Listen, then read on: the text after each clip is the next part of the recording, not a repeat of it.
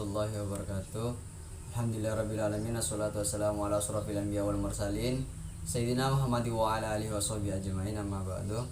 Alhamdulillah, pada kesempatan kali ini kita bisa beraktivitas seperti biasanya. Semoga kita selalu dalam keadaan sehat walafiat, amin. Baik, langsung saja saya akan mempresentasikan laporan penelitian saya yang berjudul Strategi dan Pengembangan Usaha Tani Karet di Kabupaten Kuburaya. Jadi penelitian saya di sini di daerah Kabupaten Kuburaya di Kalimantan Barat, Provinsi Kalimantan Barat. Langsung saja di pendahuluan. Indonesia merupakan negara agraris yang memiliki potensi besar dan sumber daya alam yang melimpah untuk produksi pertanian. Pertanian merupakan sektor yang memiliki peranan signifikan bagi perekonomian Indonesia. Indonesia memiliki potensi sumber daya alam termasuk pertanian karet.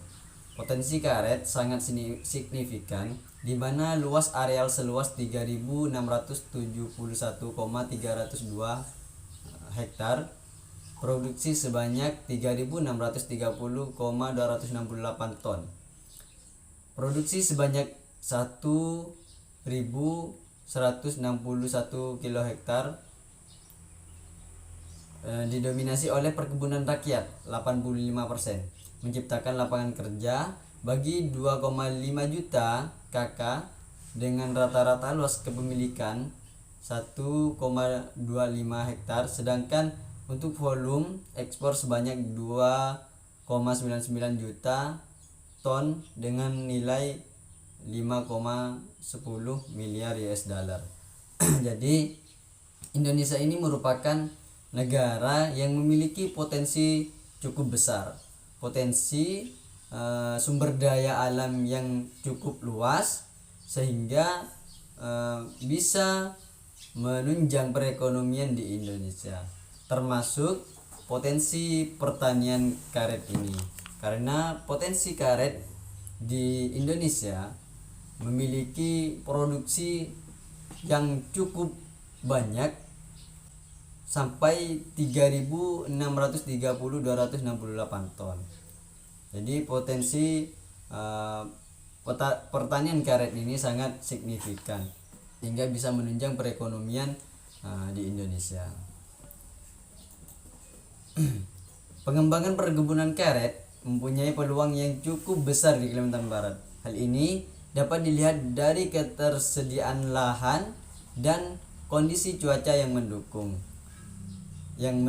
pertumbuhan tanaman karet. Selain itu, prospek pemasaran komoditas tanaman karet ini juga sangat baik. Hal ini dapat dijelaskan dari permintaan untuk produk karet atau ruberdi di luar negeri. Indonesia memiliki potensi sumber daya alam termasuk pertanian karet. Karet Indonesia menjadi produksi yang kedua setelah Thailand dan merupakan komoditas ekspor unggulan perkebunan yang diperdagangkan secara luas di dunia. Penciptaan lapangan kerja, pembangunan wilayah, mendorong agribisnis dan agroindustri, mendukung konservasi lingkungan, serta sebagai penghasil devisa kedua setelah kelapa sawit. Jadi di Kalimantan Barat ini ketersediaan dan kondisinya juga mendukung terhadap pertumbuhan tanaman karet, sehingga pertumbuhan tanaman karet di Kalimantan Barat cukup memberikan peluang karena potensi-potensi yang cukup besar, sehingga bisa mengembangkan perkebunan karet karena sesuai dengan cuaca dan kondisi di Kalimantan Barat. Karena Indonesia ini merupakan produsen karet terbesar kedua setelah Thailand. Karet ini di Indonesia sebagai penghasil devisa setelah kelapa sawit, penghasil devisa kedua setelah kelapa sawit. Maka dari itu potensi pertumbuhan karet atau potensi produksi karet di Indonesia cukup bisa menunjang perekonomian di Indonesia. Nah, hasil penelitian di sini bahwasanya pertanian karet yang ada di Kalimantan Barat belum bisa dinilai sebagai sejahtera karena menurut berdasarkan uraian tersebut di dalam penelitian ini, menurut Merisa Maratania dalam penelitiannya yang berjudul Investasi Perkebunan Karet dan Kesejahteraan di Kalimantan Barat, tingkat kesejahteraan pertanian karet dalam penelitian ini adalah perbandingan jumlah pengeluaran pangan yang dikeluarkan oleh petani dengan seluruh penerimaan diperoleh oleh petani, baik dari usaha tani karet maupun usaha di luar usaha tani. Jadi penelitian di sini perbandingan yang pengeluaran pangan yang dikeluarkan oleh petani karet maupun petani yang di luar usaha tani karet. Nah, berdasarkan uraian di sini, menurut Marisa Maratania, maka tingkat kesejahteraan petani karet di Kalimantan Barat dinilai belum sejahtera. Hal ini sering dipengaruhi oleh belum cukup baik tingkat pendapatan hanya berasal dari usaha tani karet dan memperoleh tambahan mata pencarian sampingan, sedangkan tingkat pengeluaran rumah tangga semakin besar seiring dengan kenaikan bahan pangan dan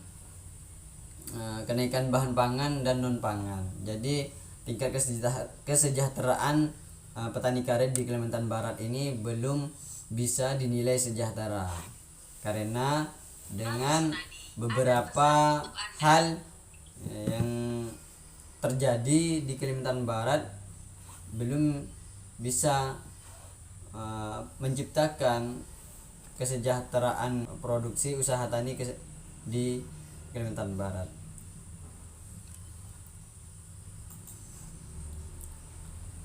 Komoditas karet berdasarkan historis, keadaan geografis dan sumber daya alam Provinsi Kalimantan Barat sangat memadai untuk pengembangan tanaman karet. Terdapat lebih dari 30 jenis komoditi yang diekspor dari Provinsi Kalimantan Barat. Di antaranya dua kelompok komoditi yang dominan adalah karet alam dan kayu. Umumnya hasil kebun karet rakyat di Indonesia dan khususnya di Kalimantan Barat, selain produksi persatuan luas yang rendah, juga keadaan mutu hasilnya yang buruk. Hal ini terutama disebabkan umur tanaman karet yang relatif tua. Jadi komoditas karet yang ada di Kalimantan Barat itu ada 30 jenis komoditi yang diekspor dari Provinsi Kalimantan Barat. Di antaranya ada dua kelompok komoditi yang dominan, yang kebanyakan diproduksi oleh usaha tani karet di Kalimantan Barat, yaitu karet alam dan kayu. Umumnya kebun karet rakyat di Indonesia ini, khususnya di Kalimantan Barat, selain memproduksi persatuan luas yang rendah, juga keadaan mutu hasilnya yang buruk karena tanaman karet di Kalimantan Barat itu relatif tua. Dampak rendahnya harga karet terhadap pendapatan petani. Rendahnya harga karet telah berdampak terhadap pendapatan petani signifikan apabila dibandingkan dengan pendapatan petani di tahun 2011. Pada tahun 2011, saat harga karet mencapai sekitar 4,5 per kilogram, pendapatan petani pada tahun sadap pertama mencapai 1,94 juta per bulan bila disadap sendiri. Jadi dampak rendahnya terhadap pendapatan petani cukup signifikan dibandingkan petani pada tahun 2000 memproduksi usaha tani karet pada 2011, yang pada saat itu harga karet masih mencapai sekitar 45 per kilogram. Pendapatan itu mencapai 1,94 juta. Pada tahun 2014, saat harga karet 20 turun menjadi sekitar 1,6 per kilogram US dollar. Harga bokar yang diterima tingkat petani hanya berkisar sebesar 7.000 kilogram. Jadi pada tahun 2014 harga karet cukup menurun, dan pendapatan usaha tani karet jadi kurang bisa. Harga karet pada 2014 sangat berdampak sekali terhadap pendapatan petani.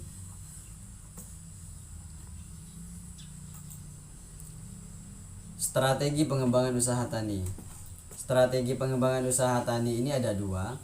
Ada dari faktor internal dan faktor eksternal. Faktor internal yaitu faktor kekuatan, faktor kelemahan. Faktor eksternal, faktor peluang dan faktor ancaman. Faktor internal yaitu faktor kekuatan, ketersediaan lahan, penyerapan tenaga kerja tinggi, kesuburan tanah yang baik untuk karet, ketersediaan SDM dan faktor sosial budaya. Faktor kelemahan, tidak ada pabrik pengolahan karet, harga karet masih rendah, produktivitas karet rendah, belum ada program peremajaan dan modal petani rendah. Faktor internal eksternal, faktor peluang, permintaan ekspor tinggi, perluasan lahan masih tersedia, komitmen pemerintah daerah kuat, pemanfaatan lahan terlantar dan tidak memerlukan teknologi tinggi. Faktor ancaman, alih fungsi lahan, beralihnya petani ke sektor lain. Contohnya dari beralihnya usaha tani karet ke usaha tani kelapa sawit. Perubahan iklim, gangguan hama dan penyakit, dan pengembangan dini pohon karet produktivitas.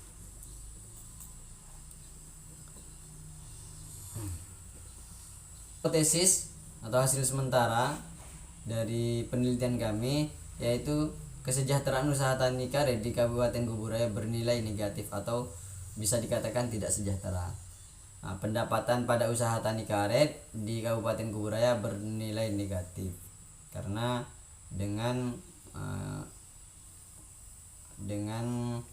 ketersediaan atau dengan pendapatan para usaha tani karet di Kabupaten Kuburaya masih belum cukup memadai dengan pendapatan hasil usaha tani karet.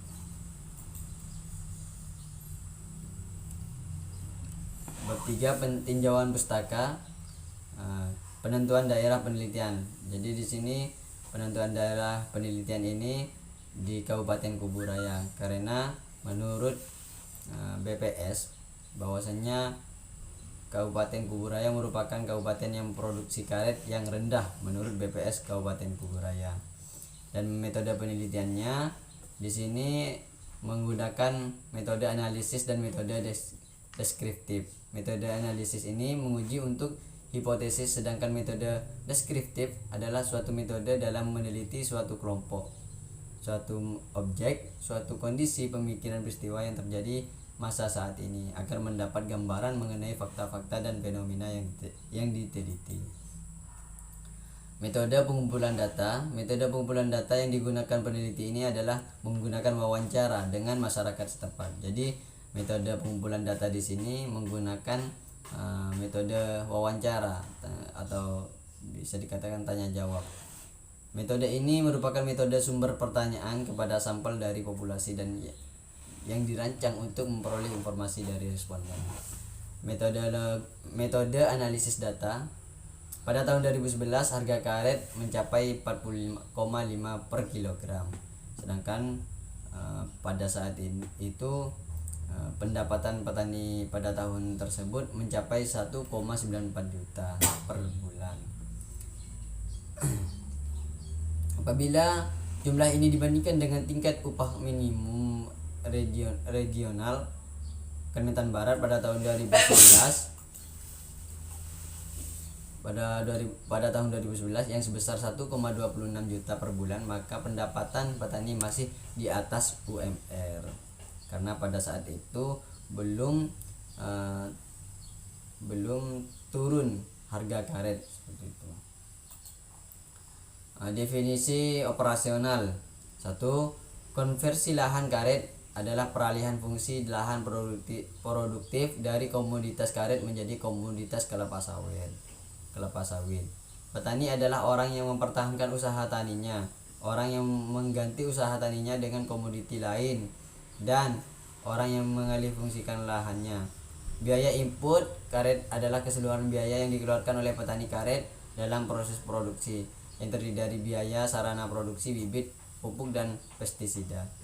Biaya tenaga kerja karet adalah biaya yang dikeluarkan petani karet selama proses produksi satuan rupiah. Biaya input kelapa sawit adalah keseluruhan biaya yang dikeluarkan oleh petani kelapa sawit selama proses produksi, yang terdiri dari biaya sarana produksi bibit.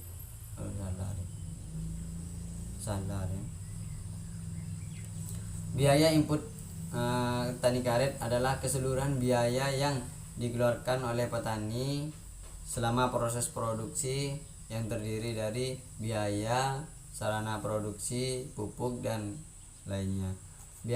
Biaya tenaga kerja karet adalah keseluruhan biaya yang dikeluarkan oleh petani karet selama proses produksi satuan rupiah. Mungkin hanya ini yang bisa saya sampaikan, kurang dan lebihnya saya mohon maaf. Wallahul muwaffiq ila aqwamit thoriq. Wassalamualaikum warahmatullahi wabarakatuh.